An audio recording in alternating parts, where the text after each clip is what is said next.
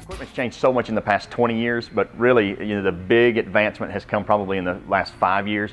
The biggest changes, well, 10 years, with the steel hybrid engine, the 4-mix engine. Engines have gone from just a carburetor and an ignition coil, or even older points and condensers, to time and advanced ignition systems, fuel injection, which is becoming the big thing with your bigger mowers now. You've got fuel injected, and you've got hybrid engines. You've got even some of your steel stuff, from what I understand, is going to a fuel injected handheld piece of equipment. So the guy that used to 20 years ago, he could sit out under his shade tree, work on this stuff all day long, and you always hear the adage, oh, it's all the same. Well, so many times 20 years ago, 25 years ago, they were all the same, because the only thing you saw in this area was a Briggs engine on a Murray or this, that.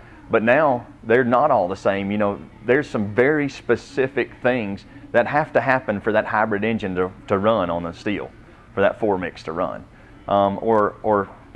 If you would have told me when I got into the business 18 years ago that a guy's going to push his lawnmower in, and that the first thing we were going to do is going to roll it into the shop and hook it up to a laptop computer and start working on it, then I would have said you were crazy. But now that's the case. Time and time again, guys bring their mower in, it's running bad, we bring it to the back, you take the laptop out, you hook it up before you touch anything else.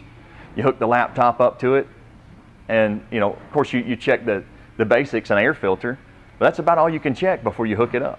And then you hook it up, and then you start running diagnostics with a computer.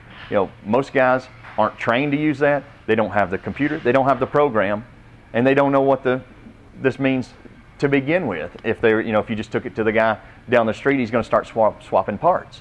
And if you're working on a fuel injected engine, some of these parts, you're talking about $200 each part you swap. They're non-returnable parts, and he's just throwing parts at your machine until he decides which one it may be.